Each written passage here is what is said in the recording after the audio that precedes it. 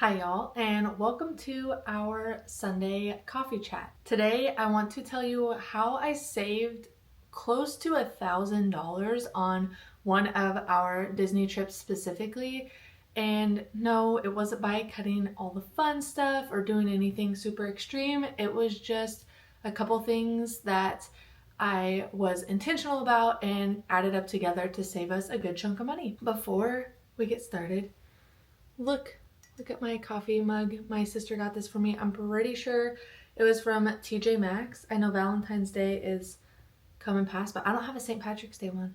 So we're doing this. Before we jump into it, I want to know, are you guys hot or cold coffee drinkers?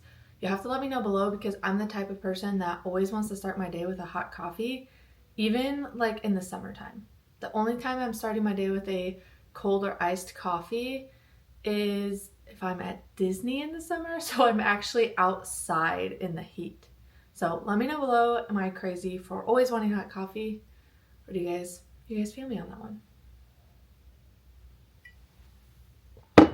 Anyways, diving straight into it, the first thing that we used to save us money, and probably what saved us the most money, was the Disney Visa card. So at the time they had a deal going that was like spend $1,000 in the first 3 months and get $300 back. So basically what we did is I had been looking into that, and around the time we booked our trip, I purchased the card so that I could make payments on our trip in the first 3 months that totaled $1,000, and then we got $300 back. So we essentially got $300 off of our package that way right off the bat. Along with that, you're earning points back towards Disney dollars or Disney rewards dollars because you get a Disney rewards card. Obviously there's a percentage tier on that, so that's something that you can look into.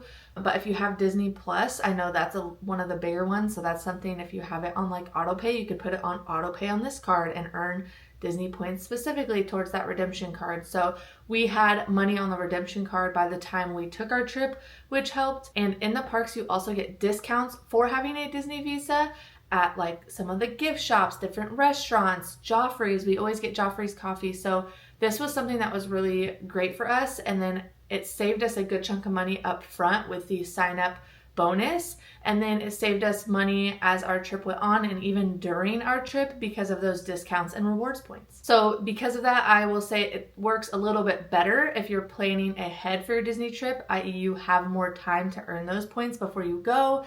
But that being said, I will drop the link below for that card if you want to look into that for your trip. Before I hop to the next one, if you're new here, hi, I'm Kinsey, a Disney loving mama and travel agent who helps families tailor their vacations to specifically fit their budget, pace, and personality. So now that that's out of the way, let's hop on to the second way we saved money, which was specifically flight credits. So this may apply to you, this may not apply to you, but if you don't know what I mean by flight credits, it's just when you have flights booked and you have to cancel for some reason. So you just have a flight credit for that specific airline. We had some built up. If you have some built up, this is a perfect way or perfect scenario to use those flight credits towards your flights to Disney. Number 3 goes right along with the flight savings, and that is a travel gift card, a flight gift card, whatever. At the time, I had a Capital One Venture type card, and so we had some points to use specifically towards our flight.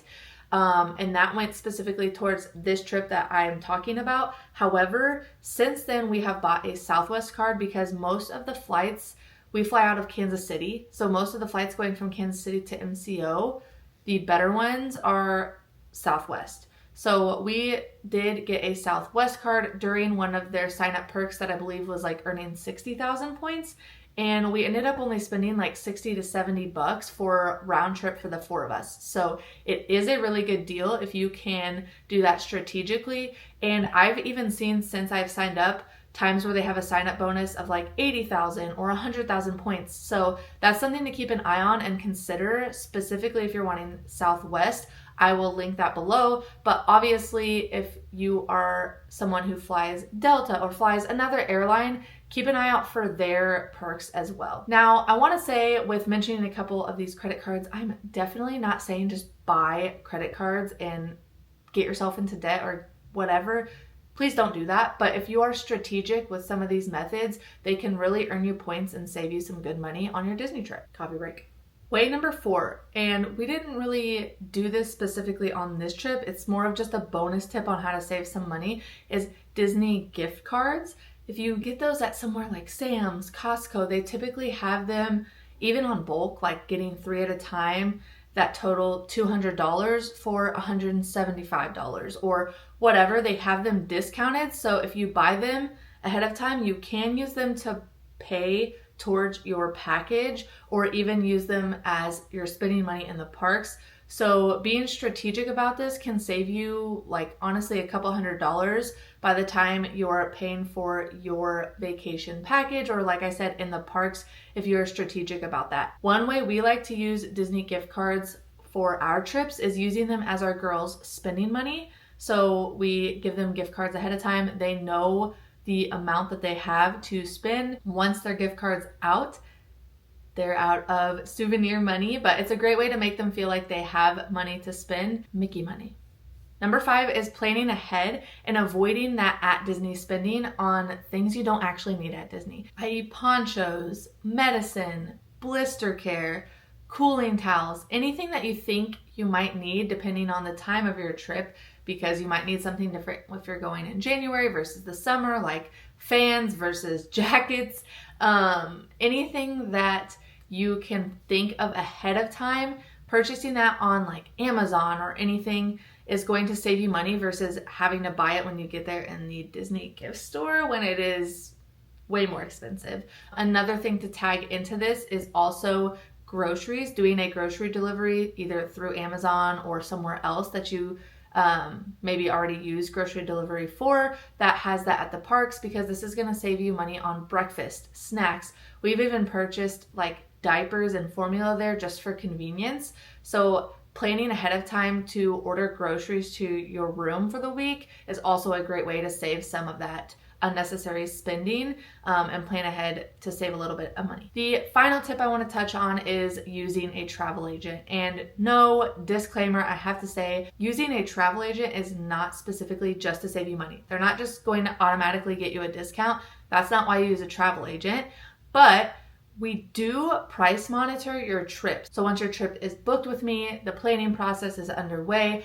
I'm actively monitoring all of my clients' vacations so that if Disney releases an offer that now applies to your package, I can apply that and get you either a better value or a better price depending on what your package looks like. And you don't even have to worry about it. There's so many times that I see an offer coming out, I double check the details, I double check against my clients' reservations. The morning it comes out, I'm up applying that to their package, and I'm sending them texts that I've saved them money or upgraded them, whatever the scenario might be, when they've just woken up for the day and they didn't even know that was happening. So it's all behind the scenes, something you don't have to worry about, and it's a way to be money/value cautious as you plan for your Disney vacation. It's also a great way to get the most value out of what you are paying for, because travel agent services like mine are already included in the price of your Disney vacation, so it doesn't cost any more. You're actually paying for it whether you take advantage of the services or not, so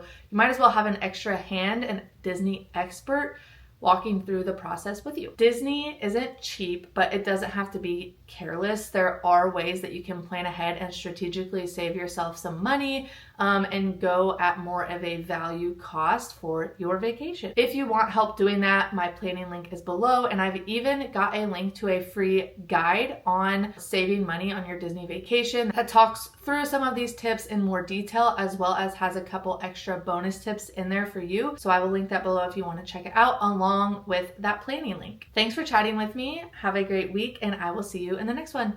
Bye.